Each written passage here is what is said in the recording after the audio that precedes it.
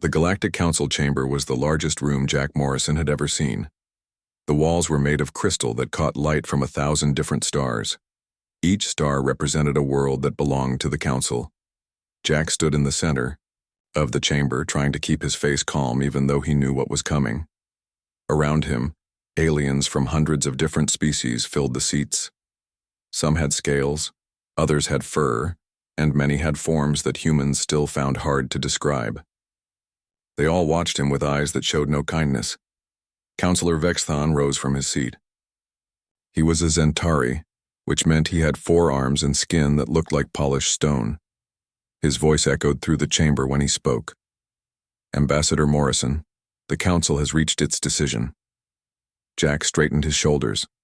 Behind him, he could feel the presence of his assistant, Lisa Grant. She had worked with him for 3 years, helping humanity navigate the complex politics of the Galactic Council. Now all that work was about to end. The evidence has been examined, Vexthon continued. The human trading vessel Aurora did violate Council Trade Regulation 779 when it sold medical supplies to the Corvani rebels. Those medical supplies saved thousands of lives, Jack said, his voice steady. The Corvani were dying from a plague. We couldn't just watch. The law is clear, another council member interrupted. This one was a Solarian, with long tentacles instead of arms. No trade with rebel factions, no exceptions. Jack wanted to argue more, but he knew it was useless. The Aurora incident was just an excuse. The real reason for this trial was fear. In just 5 years of council membership, humanity had learned to build starships faster than species that had been traveling space for centuries. Human scientists had started asking questions about technology that the Council preferred to keep restricted. Humanity was moving too fast, learning too quickly, and that scared the older species. Earth and all human colonies are hereby exiled from Council space, Vexthon announced. All humans must leave Council territory within 1 solar rotation. Any human ship found in Council space after that time will be destroyed. The chamber filled with murmurs of approval. Jack noticed that some species looked uncomfortable with the decision, but none spoke against it. Fear of the Zentari and their allies kept them silent. You're making a mistake, Jack said, loud enough for everyone to hear. Humanity came to you in peace. We followed your rules. We contributed to your society. The decision is final, Vexthon said. Guards, escort the human delegation to their ship. As Jack walked out of the chamber, Lisa fell into step beside him. I've already sent word to Earth, she whispered. President Hughes knows. They boarded their small diplomatic shuttle in silence. As the ship lifted off from the Council station, Jack looked back at the massive structure. It was beautiful. A creation of thousands of years of cooperation between species. Humanity had hoped to be part of that legacy. What do we do now? Lisa asked as they entered hyperspace. We go home, Jack said, and we prove them wrong. 3 weeks later, Captain Ryan Blake stood on the bridge of the exploration vessel Horizon. He read the recall order for the 5th time, still not quite believing it. His ship had been mapping a new sector, finding planets perfect for human colonies. Now they had to abandon everything and return to Earth. Captain, we're receiving multiple distress signals, his communications officer, Amy Johnson, reported. Human trade vessels are being escorted out of Council space by military ships.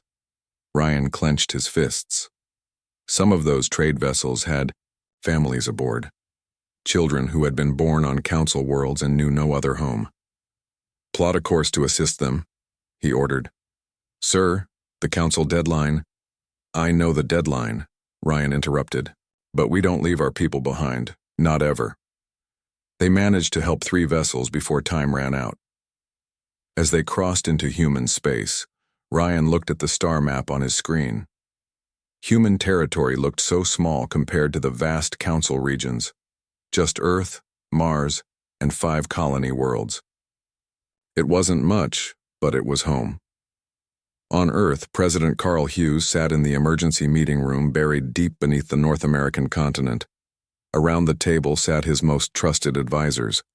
The mood was grim but determined. How many of ye are Our people are still in council space? Hughes asked.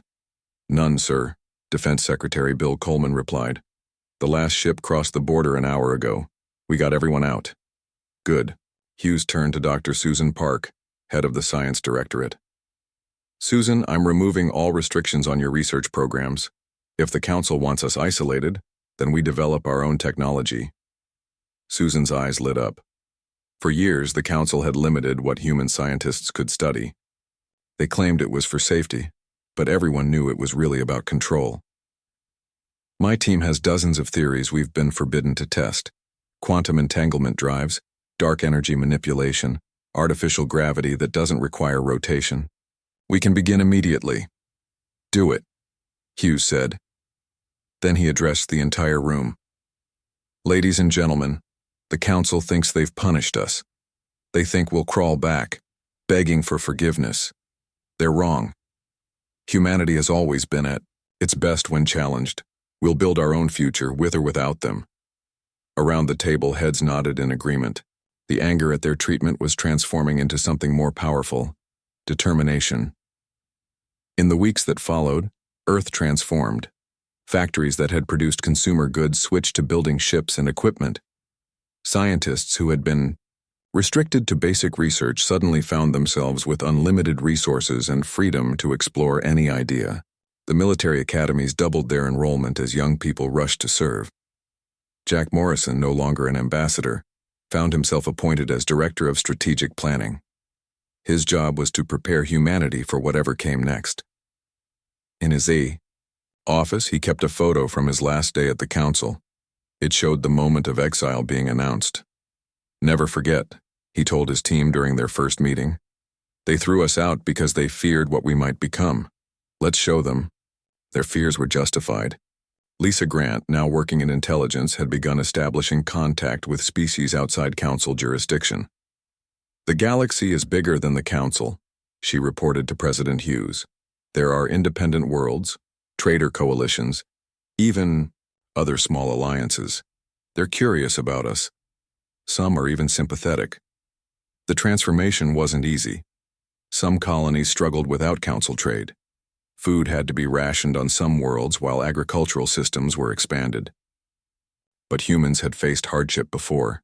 They had survived ice ages, plagues, and world wars. This was just another challenge to overcome. 6 months after the exile, humanity launched its first ship, built entirely with unrestricted human technology. It was faster than anything the Council had, with shields that could withstand attacks that would destroy Council vessels. Captain Ryan Blake was given command. This is just the beginning, President Hughes said at the launch ceremony. We were members of their council for 5 years. In that time, we learned their weaknesses, their fears, and their limitations. We know that they move slowly, think cautiously, and fear change. We are everything they are not. We adapt, we innovate, and we survive. The crowd cheered, their voices carrying across the launch facility and beyond. The exile that was meant to diminish humanity had instead united them in a way nothing else could have. As the new ship departed Earth, carrying humanity's hopes into the unknown, Jack Morrison watched from his office window. The Council had made their choice. Now humanity would make theirs. The stars awaited, and this time, there would be no one to hold them back. 5 years had passed since the day humanity was thrown out of the Galactic Council. The Sol system had changed so much that visiting traders barely recognized it. Where once there had been a few orbital stations around Earth, now hundreds of structures floated in carefully planned patterns. Mars glowed with the lights of massive cities and factories. Even the asteroid belt, once a dangerous area that ships avoided, had become humanity's treasure chest of resources.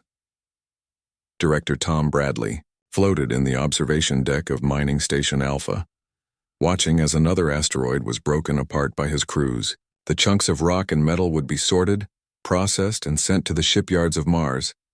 In 5 years, his operation had grown from 20 mining ships to over 300.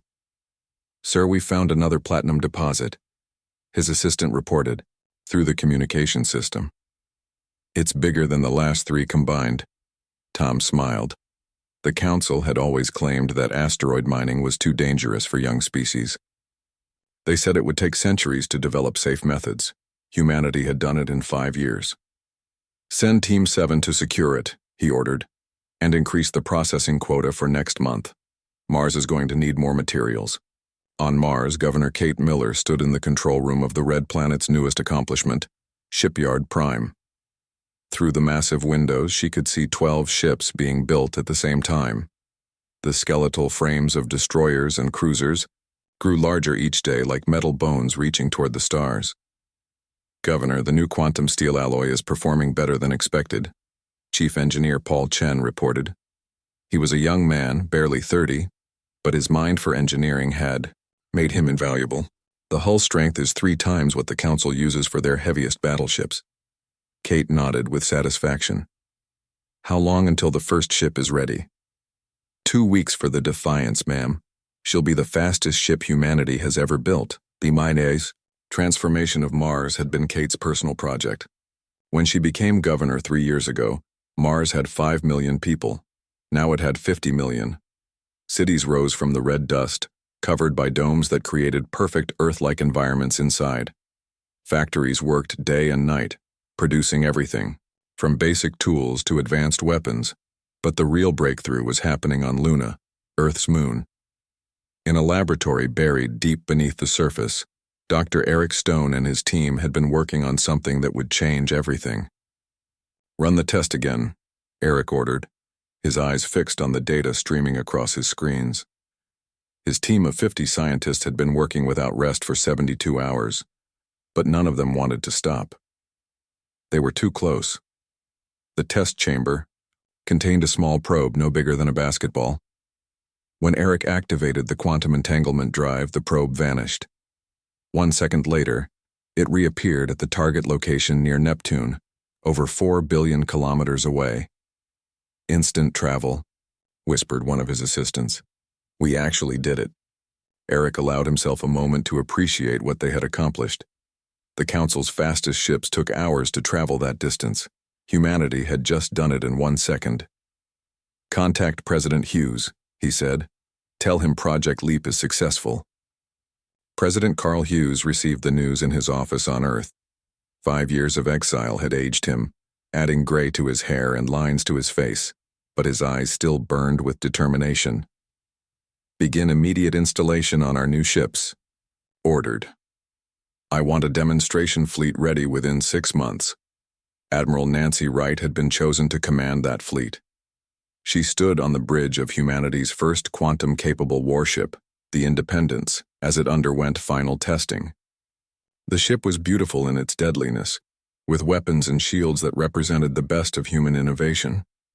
Admiral, we're ready for the jump test, Commander Jake Peters announced. He had been Nancy's second-in-command for 3 years, and she trusted him completely. All hands prepare for quantum jump, Nancy announced over the ship's communication system. We're about to make history. The jump lasted less than a second, but in that moment Nancy felt something change. The invisible chains that had held humanity to slow, careful expansion had just been broken. They could go anywhere, instantly. The entire galaxy had just become their playground. Meanwhile, on the colony world of New Eden, Governor Alan Foster had transformed a struggling settlement into humanity's agricultural center.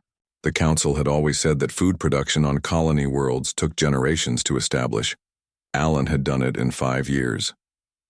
The new growth accelerators are working perfectly, his agricultural chief reported during their morning meeting. We're producing enough food to feed 3 times our population. Good, Alan replied. Earth is going to need those supplies. The population is growing faster than ever. It was true. Humanity was experiencing a baby boom unlike anything in their history. Families were having 3, 4, even 5 children. There was a sense that humanity needed to grow, to become stronger. Every child born was another future scientist, soldier, or explorer. The military transformation was equally impressive. General Frank Taylor had redesigned human military training from the ground up. The academies on Earth were producing officers who understood not just combat but engineering, diplomacy, and science. Every soldier is a scholar, Frank told the newest graduating class. Every scholar is a soldier. That's what will make us different. That's what will make us strong. The economic changes were managed by Trade Minister George Lewis. Without access to council markets, humanity had to become completely self-sufficient. George had created a system where every human, from Earth to the farthest colony, worked together, like parts of a single machine. No unemployment, he reported to the Senate. Every person has a job, a purpose, and a future. We're not just surviving without the council. We're thriving. But perhaps the most important development was happening in the diplomatic sector. Julie Brown, formerly a junior diplomat under Jack Morrison, had been given a crucial mission: make contact with species outside council control. Her breakthrough came when she encountered a ship from the Corvani Syndicate, the same rebels that humanity had been exiled for helping. The Corvani remembered human kindness and were eager to establish trade relations. They have technology the council banned, Julie reported to President Hughes. Cloaking devices, enhanced sensors, biological computers. They're willing to trade for our food supplies and raw materials. Through the Corvani, Julie made contact with other independent species. The galaxy, she discovered, was full of civilizations that had chosen to remain outside council control. Many were interested in humanity's rapid development and wanted to learn from them. Dr. Susan Park used this new knowledge to push human science even further. Her teams were working on projects that would have seemed like magic just years before. We're developing true artificial gravity, she announced to the Science Directorate. Not rotation-based, but actual gravity manipulation. We're also close to cracking regenerative medicine that could extend human life by centuries. The cascade of achievements continued. On Earth, massive towers reached into the upper atmosphere, using the planet's rotation to launch ships without rockets.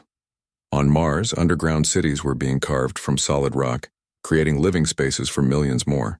In the asteroid belt, automated mining drones worked without rest, feeding humanity's growing industrial hunger. 5 years after exile, President Hughes stood before the combined leadership of humanity's worlds.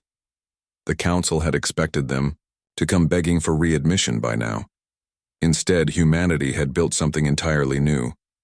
We have 112 combat-ready vessels, Admiral Wright reported, each one superior to council standards.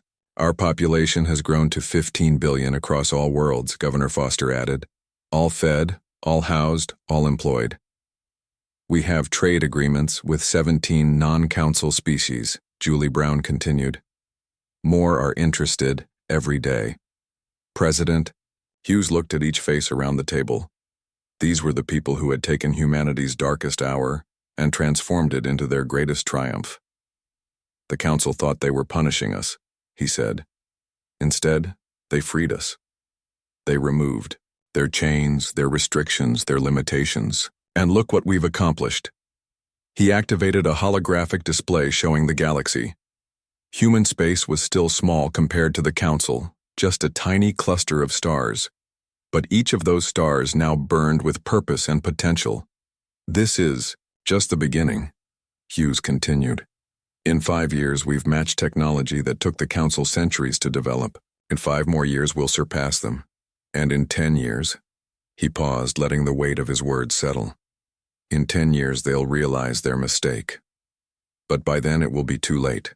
Humanity will have become something they never imagined possible. The room erupted in determined agreement. Each person there had a role to play in humanity's future. Each had projects and plans that would push their species even further. As the meeting ended and the leaders returned to their duties, Earth's sun set over the Pacific Ocean. But in space above, hundreds of human ships moved with purpose, building, exploring, and preparing. The exile had ended one chapter of humanity's story, but it had begun another. And this new chapter would be written entirely by human hands, with human dreams reaching for human destiny among the stars. 10 years had passed since humanity's exile, and Scout Commander Betty Ross stood on the bridge of the exploration vessel Pathfinder, studying the data from their latest discovery. This was the 47th star system humanity had claimed, and like the others, the Council had never even mapped it properly.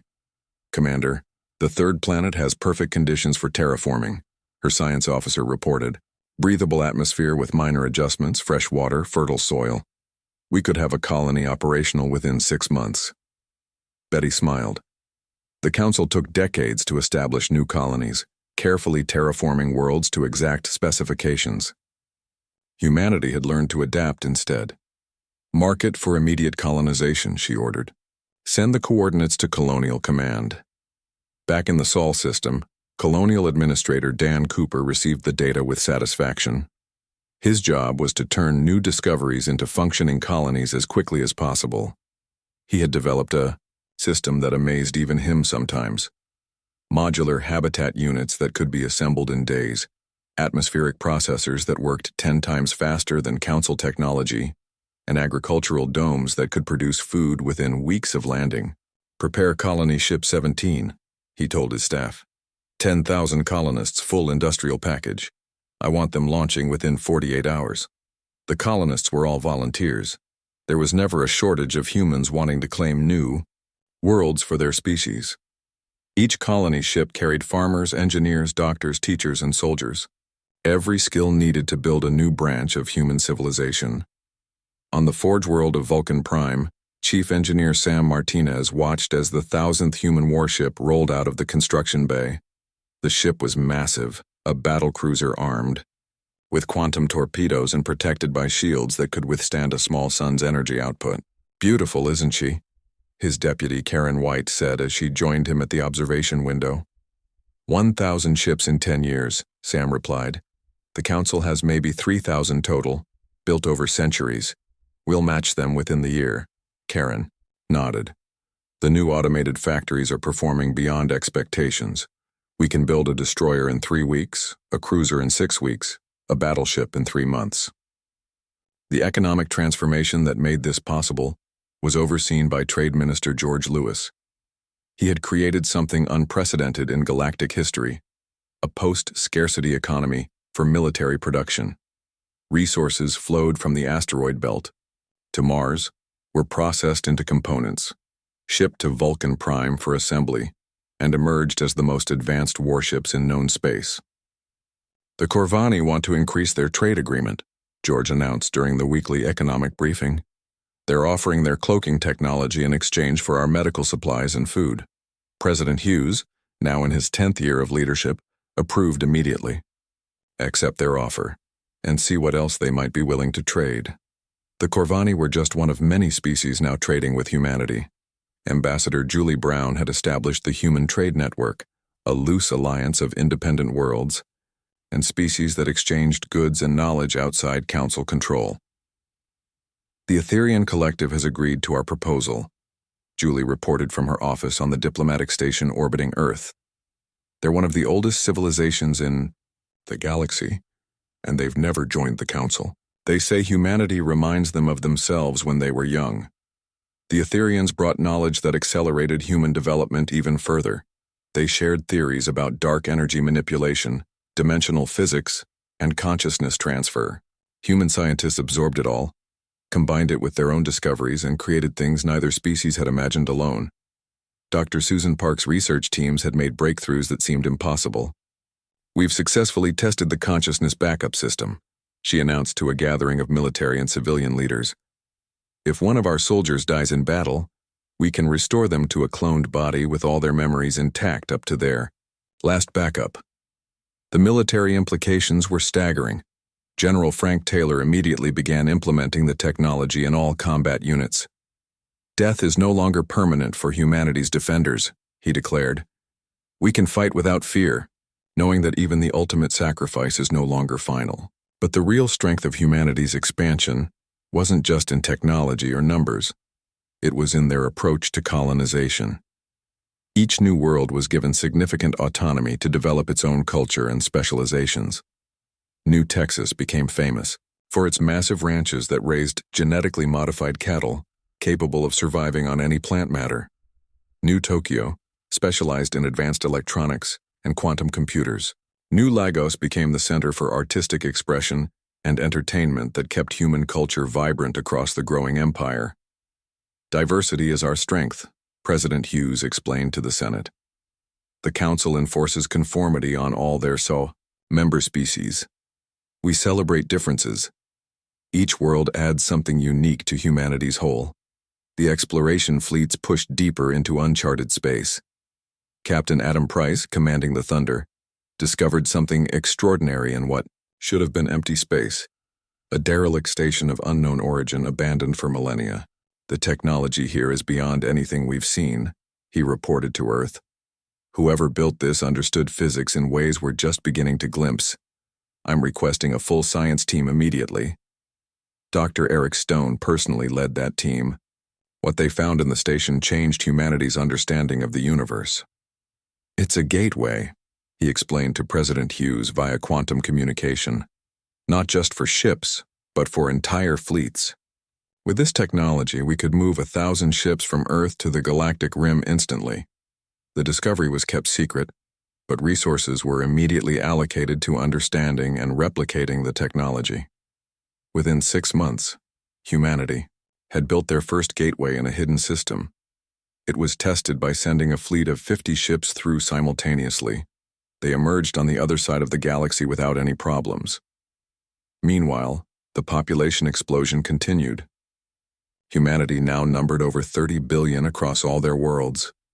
The newest generation, born after the exile, had never known council restrictions. They thought bigger, dreamed larger, and pushed boundaries their parents wouldn't have imagined, crossing. Young pilots like Diana Scott graduated from the academies ready to fly ships that could dance between dimensions. Scientists like Maria Rodriguez, only 25 years old, were solving problems that had stumped the council for millennia. Engineers barely out of school were designing cities that could house millions in perfect comfort. The kids are amazing, General Taylor told President Hughes during a private meeting. They don't think in terms of limitations. When we tell them something is impossible, they ask why, then figure out how to do it anyway. The Cultural Revolution was equally important. Without council oversight, humanity rediscovered its competitive spirit. Different worlds competed to build the best ships, grow the most food, create the most beautiful cities. This competition drove innovation at a pace that would have terrified the council. On New Eden, Governor Alan Foster had transformed his agricultural world into something unprecedented. We're feeding 60 billion people across all human worlds, he reported, and we have the capacity to feed twice that number. No human goes hungry. Not one. The shipyards of Mars had expanded beyond Kate, Miller's wildest dreams. The Red Planet now had 20 major shipyards, each capable of building multiple vessels simultaneously. We're launching a new ship every 3 days, she announced proudly. By next year, it will be one every day. The asteroid belt had become so efficiently mined that Tom Bradley was looking at other systems for resources. We've identified 12 systems with asteroid belts richer than Sol's, he reported. With the gateway technology, we can have mining operations in all of them within the year. But perhaps the most significant development was in humanity's approach to warfare. Admiral Nancy Wright had developed new tactics that maximized humanity's technological advantages. Hit and run, appear and vanish, strike from unexpected angles, she taught at the military academies. The council thinks in straight lines and formal battles. We think in 3 dimensions and chaos. The intelligence network run by Lisa Grant had grown sophisticated beyond anything the council possessed. We have assets on 17 council worlds, she reported to President Hughes. They don't even know we're there. If conflict comes, we'll know their moves before they make them. 10 years after exile, humanity controlled more space than some minor council members. Their technology had surpassed council standards in almost every area. Their population was growing exponentially. Their economy was booming. And most importantly, their spirit was unbroken. President Hughes stood before a gathering of all colonial governors, military commanders, and department heads. The meeting was held on Olympus Station, humanity's new capital complex floating at the edge of Sol System. Through the windows, they could see hundreds of human ships coming and going, carrying trade, colonists, and dreams to distant stars. 10 years ago they cast us out, Hughes began, his voice carrying the weight of a decade's struggle and triumph. They thought they were condemning us to slow decline and eventual extinction. Instead, they gave us the greatest gift possible: freedom. 20 years after the exile, the first Council probe entered human space near the border system of Haven. Captain Adam Price stood on the bridge of the Thunder, watching his tactical display as the small reconnaissance vessel moved slowly through the void, scanning everything in its path. Zentari design, his tactical officer Helen Moore reported. Latest generation reconnaissance probe. They're recording everything. Adam knew this moment would come eventually. The Council had finally noticed humanity's expansion and sent their eyes to see what the exiled species had accomplished. Let them look, he said calmly. But track everywhere it goes. I want to know exactly what they see. The probe spent 3 days in human space visiting 5 systems. It recorded the massive shipyards of Vulcan Prime, the sprawling cities of New Eden, the fleet exercises near Mars where 300 human ships moved in perfect coordination. Then it jumped back to Council space carrying its intelligence home. When the recordings reached the Galactic Council, they caused immediate panic. Counselor Vexthon called an emergency session, something that hadn't happened in over a century. As the images played across the chamber's screens, showing humanity's achievements, the assembled representatives sat in stunned silence. This is impossible, Vexthon said, his forearms gesturing in agitation. No species has ever advanced this quickly without Council guidance. They have over 2,000 military vessels. Their technology appears to exceed our own in several areas. The Solarian representative's tentacles writhed nervously. They were supposed to struggle without our trade routes and technology sharing. Instead, they've built something that rivals established Council members who have been spacefaring for millennia. We must act, declared the Razak ambassador, his scales shifting to a deep red color that indicated alarm. If humanity continues this expansion, there'll be a threat to Council stability within another decade. The debate raged for hours. Some members advocated for diplomacy, suggesting they invite humanity back into the Council under strict conditions. Others wanted immediate military action before humanity grew even stronger. Eventually, Vexthon made the decision. We will send an enforcement fleet to their borders, he announced. A show of strength to remind them of their place. 12 ships should be sufficient to make them understand they must stop their expansion. Back in human space, Intelligence Director Mike Robinson had been expecting this reaction. His network of spies and monitoring stations had tracked the Council's response from the moment the probe returned. They're sending 12 ships to Terminus, he reported to President Hughes and the military command. Standard enforcement fleet. They plan to arrive in 2 weeks. Admiral Dorothy King was given command of the 3rd Fleet and ordered to Terminus. She arrived with 40 ships, though she kept 30 of them hidden using the cloaking technology acquired from the Corvani. When the Council fleet arrived, they would see only 10 human vessels, appearing outnumbered. The Council ships emerged from hyperspace in perfect formation, their hulls gleaming with the authority of 1,000-member worlds. The lead ship immediately transmitted to the human fleet. Attention human vessels, the Council commander announced. You are in violation of exile parameters. Your expansion beyond designated boundaries is forbidden. You will withdraw immediately or face the consequences. Dorothy stood calmly on her bridge, her crew waiting for her orders. She opened a return channel. This is Admiral King of the Human Imperial Navy. You are the ones in violation. This is sovereign human territory, claimed and colonized according to interstellar law. You will withdraw, or we will consider your presence an act of aggression. The Council commander, a Zentari named Krathvor, couldn't believe what he was hearing. You dare threaten a Council enforcement fleet? We have 12 ships to your 10. Surrender now and return to your original borders, or we will disable your vessels and drag them back ourselves. Dorothy gave a small smile that her crew knew well. You have 12 ships that we can see, she said. I have 40. You have 3 seconds to begin your withdrawal. Before Krathvor could respond, 30 human ships deactivated their cloaks, appearing around the Council fleet in perfect attack positions. The Council ships found themselves surrounded, targeted by weapons.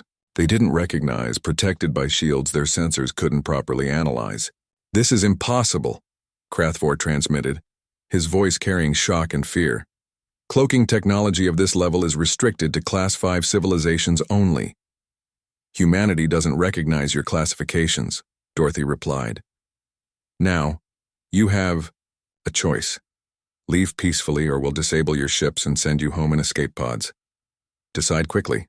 The Council fleet opened fire. It was a decision born of panic and pride, and it was the worst mistake they could have made. Human shields absorbed the energy attacks like they were nothing more than light rain. Then humanity's weapons replied. Quantum torpedoes phased through, Council shields as if they didn't exist. Energy beams of impossible power carved through hull armor designed to withstand stellar phenomena. In less than 6 minutes, all 12 Council ships were disabled, floating helplessly in space with their weapons destroyed and engines crippled. Dorothy's ships moved in, not to destroy but to rescue. Human medical teams boarded the damaged vessels, treating wounded Council crew members with technology that healed injuries in minutes instead of weeks. The Council survivors were gathered on the human ships, treated well, even given comfortable quarters while repairs were made to one Council ship so they could return home. "Tell your masters this," Dorothy said to Krathvor before releasing him. "Humanity extends an offer of peaceful coexistence. We have no desire for war, but we will defend what is ours, and we will continue to expand into unclaimed space. Any future aggression will be met with overwhelming response." The surviving Council crew members returned to their space with stories that shook the foundation of Council authority. They spoke of human ships that moved impossibly fast, weapons that ignored shields, and medical technology that seemed like magic. But most disturbing to the Council was the discipline and mercy shown by the human forces. "They could have destroyed us completely," Krathvor reported to the Council assembly. "They chose not to. They treated our wounded better than our own. Medical facilities could have. They're not the savage species we thought they were. They're something else. Something more dangerous because they're controlled, organized, and advancing faster than we can track." The Council fell into chaos.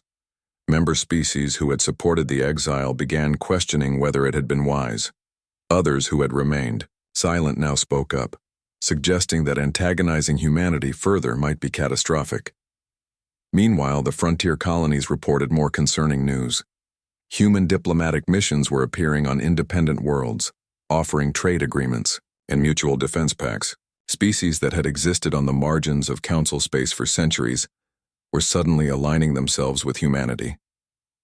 Ambassador Joe Bailey had just concluded another successful negotiation, this time with the Etherian Collective. "They're offering to share their dimensional physics research," he reported to Earth. "In exchange, they want access to our medical technology and agricultural supplies." The cascade of alliances was strategic. Each species that joined humanity's growing commonwealth brought unique knowledge or resources. The Corvani provided stealth technology. The Etherians offered advanced physics. The Makari shared their expertise in biological engineering. The Yavani contributed their mastery of quantum computing. "We're not building an empire through conquest," President Linda Harper explained to the Senate. She had taken over from Hughes 2 years prior, becoming humanity's second post-exile president. "We're creating a cooperative network where every member benefits from shared advancement." The intelligence network confirmed that the Council was fracturing. Lisa Grant, now Director of Intelligence after Mike Robinson's retirement, presented her analysis to President Harper. 17 Council members are questioning continued hostility toward humanity. The smaller species especially are wondering if they backed the wrong side. On the military front, Admiral Greg Phillips had taken command of the combined 1st and 2nd fleets, a force of 800 ships. He was running constant drills, preparing for what everyone knew was coming: full-scale conflict. "The Council is building up forces near our borders," he reported during a strategy meeting. "Our scouts count at least 600 ships massing in 3 systems. They're planning something big." Dr. Maria Rodriguez, who had taken over from Eric Stone as head of the Science Directorate, had her teams working on countermeasures. "We've developed quantum scatter fields that will disrupt They're targeting systems, she explained. And the new phase shields can shift our ships partially into another dimension, making them virtually untouchable for brief periods. The economic engine of humanity's empire continued to accelerate. The gateway technology, still secret from the Council, allowed instant resource transfer between distant systems. Mining operations that would have taken decades to establish were operational in weeks. Colony worlds that should have needed centuries to become self-sufficient were thriving in years. The Battle of Kepler Station would be remembered as the moment everything changed. Admiral Greg Phillips stood on the bridge of the Sovereign, humanity's newest dreadnought, watching as 800 Council ships emerged from hyperspace. His combined first and second fleets had only 400 vessels, but he wasn't worried. Humanity had learned to fight differently. All ships, execute scatter protocol, he ordered calmly. His fleet immediately broke formation, ships vanishing, into quantum jumps, reappearing in seemingly random positions around the battlefield. To the Council fleet, it looked like chaos. To Greg, it was a carefully orchestrated dance. The Council commander, Supreme Admiral Vortek of the Zentari, transmitted across all channels. Human fleet, you are outnumbered 2-1. Surrender now and accept return to your original borders, or face complete destruction. Greg opened a return channel. Supreme Admiral, you've made a tactical error. You're not fighting the species you exiled 20 years ago. You're fighting what we've become. The battle began when the Council fleet opened fire in traditional formation, their energy weapons creating a wall of destructive power. But the human ships weren't where they appeared to be. Phase shift technology made their positions uncertain, quantum probability fields scattered targeting locks, and then they struck. Back Commander Diana Scott led her squadron of 20 destroyers in the opening attack. Her ships jumped directly into the center of the Council formation, fired quantum torpedoes in all directions, then jumped away before the enemy could respond. 12 Council ships were disabled in the first 30 seconds. Focus fire on their command vessels, Diana ordered, her ship dancing between dimensions. The Whisper, her destroyer, phase shifted through a Council battleship, emerged on the other side, and destroyed its engines with surgical precision. The Council fleet tried to adapt, breaking their formation to chase individual human ships. But this only made things worse. Human vessels worked in perfect coordination, leading pursuers into crossfire zones where other human ships waited in ambush.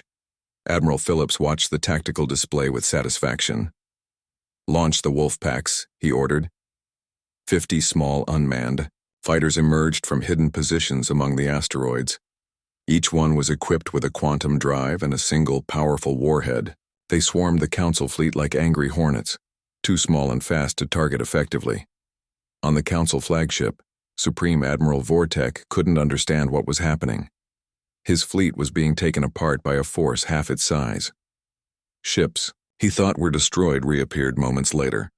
Weapons fired from empty space. His own vessels were shooting at sensor ghosts while real threats materialized behind them.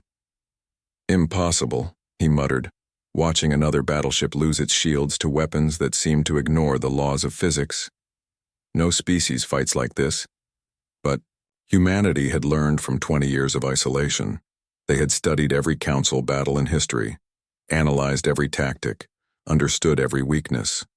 And then they had thrown away the rulebook and created something entirely new. The battle turned decisively when Greg Phillips revealed humanity's secret weapon. Activate the gateway, he commanded. In empty space behind the Council fleet, a massive portal opened. Through it came another 400 human ships, the third and fourth fleets that had been waiting in a system 50 light-years away. The Council fleet was now surrounded, outnumbered, and outmatched. Their 800 ships faced 800 human vessels, but the technological gap made numbers irrelevant. Human ships were faster, better shielded, and armed with weapons the Council couldn't counter. Within 6 hours, the Council fleet was in full retreat. They had lost 300 ships. Humanity had lost 12. But Greg Phillips made a decision that would echo through history. Rescue operations, all ships, he ordered. I want every Council survivor recovered and treated. Human medical ships moved through the debris field, saving lives without discrimination. Council crew members who expected execution or imprisonment found themselves in comfortable medical bays, treated by human doctors who healed their injuries and spoke to them with kindness. The news of the battle spread across the galaxy faster than light. The mighty Galactic Council, which had maintained order for millennia, had been decisively defeated by a species they had exiled just 20 years ago. But more shocking than the defeat was humanity's response to victory. President Linda Harper addressed the galaxy from Earth, her message transmitted on all council frequencies. We did not seek this conflict. We do not desire conquest. The council forced this confrontation and we defended ourselves. But now we extend an offer. Let us talk. Let us find a path to coexistence that doesn't require more bloodshed. Amiwaim. Council was in chaos. Member species that had remained silent for centuries now demanded answers. How had humanity advanced so quickly? Why had the exile been ordered in the first place? Who had made the decision to attack? Councillor Vexithan found himself facing a revolt within the council chamber. The smaller species, those who had always been marginalized by the major powers, were openly questioning his leadership. You told us humanity was a threat, the representative from Kiva Prime said, standing to address the assembly. But the only aggression has come from our side. They helped the Kirvani during a plague. We exiled them. They expanded into unclaimed space. We attacked them. They won the battle. They saved our people. Who exactly is the threat here? Within a month of the battle, 30 species had announced their intention to leave the council and join the human commonwealth. The trickle became a flood as more species saw the benefits of humanity's approach. Equal representation instead of hierarchy based on seniority. Shared technology instead of restrictions. Innovation instead of stagnation. Ambassador Patrick Young led the negotiations for humanity. He met with representatives from dozens of species, offering them membership in something new. We don't demand conformity, he explained to each delegation. We celebrate diversity. Bring your strengths, your culture, your dreams. Together we'll build something better than what came before. The transformation was remarkable. The Yavani brought their quantum computing expertise and immediately began working with human scientists to push the technology further. The Makari shared their biological engineering, leading to breakthroughs in terraforming that reduced the time needed to make a planet habitable from decades to years. The Corvani's stealth technology was combined with human phase shifting to create ships that were virtually undetectable. Within a year, the human commonwealth controlled a third of the galaxy, not through conquest, but through voluntary association. Species that had been restricted by council regulations for millennia suddenly found themselves free to innovate, explore, and grow. Dr. Maria Rodriguez announced a breakthrough that stunned even humanity's allies. We've cracked the code for artificial stellar engineering, she said during a Commonwealth Science Conference. We can create stars, move planets, restructure entire systems to our needs. The demonstration was held in an empty region of space. A human fleet deployed a series of specialized satellites that manipulated dark energy and matter on a scale never before attempted. Within hours, a new star was born, small and stable, with 3 planets forming from directed asteroid aggregation. This is the power of unfettered science, Maria declared. This is what happens when curiosity isn't chained by fear. The council, reduced to half its former size, was forced to negotiate. The treaty talks were held on Haven, a neutral world that had never joined either power. Ambassador Jack Morrison, now elderly but still sharp, came out of retirement to represent humanity one last time. He sat across from Councillor Vexthon, the same being who had announced humanity's exile 25 years ago. The Zentari had aged visibly, his stone-like skin showing cracks of stress and time. You won, Vexthon said simply. What are your terms? Jack shook his head.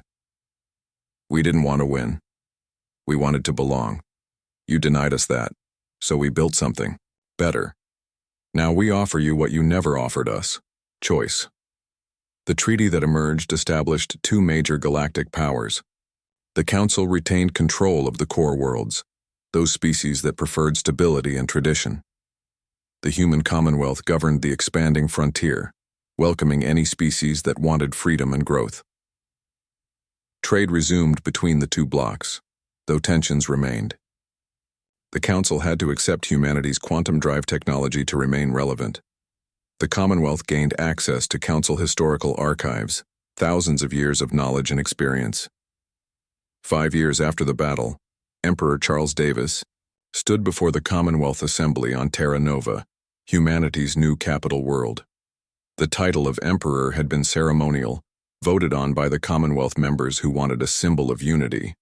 Charles, a descendant of colonists from the first wave of expansion, represented the generation that had never known council rule. "We stand at a crossroads," he told the assembly, which included representatives from 97 species. "We can continue to define ourselves in opposition to the council, or we can chart our own course. I say we choose the latter. Let them maintain their traditions. We have the future to build."